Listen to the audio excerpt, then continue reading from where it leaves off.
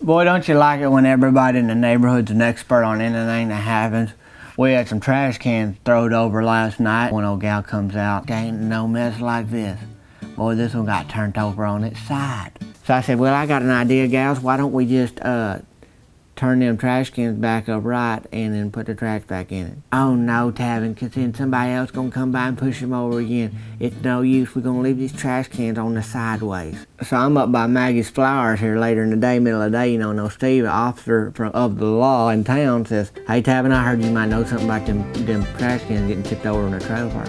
I said, well, yeah, Steve, I know they got tipped over, and I know I put them back right. I know that much. Well, how come you know so much about them? I said, I don't know what you're talking about. It's basically anybody walk out with like a kindergarten IQ, they can see, hey, that's on its side. Where were you last night?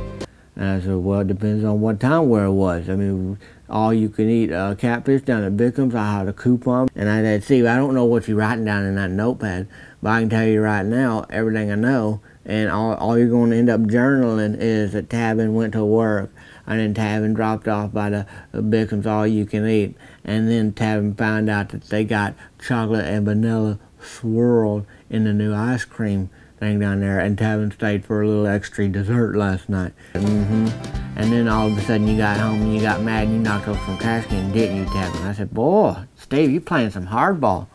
You've been watching some TV, ain't you? And he kind of shrugged. He said, just stick to the question, Tavin.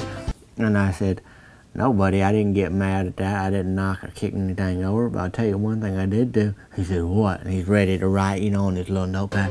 What'd you do?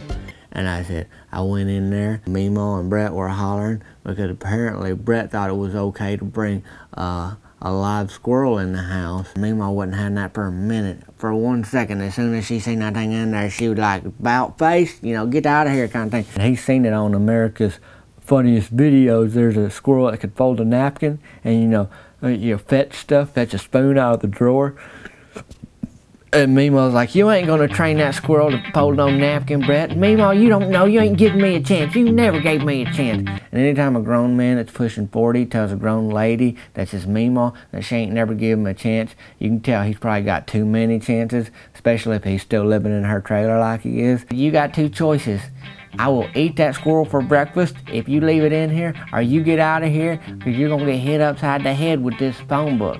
When I make $1 million off this squirrel, I ain't gonna be laughing at you, Mimo, and you ain't getting a dime. If you make $1 million off that squirrel, Brett, I will put on a cowboy hat and I will ride that thing around saying, I was wrong, I was wrong. Steve kind of starts putting it together in his head along with me right there, boy, and he matlocks it out and figures out, boy, I think old Brett might have done this. We still gotta wait to find Brett, but he always shows up. It's not like he's just gonna go somewhere for too long. He's gonna get hungry, sleepy. That squirrel's gonna bite him.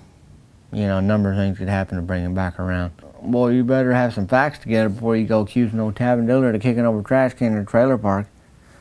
I ain't trying to make my place look any worse than it does right now, and I'm too busy working.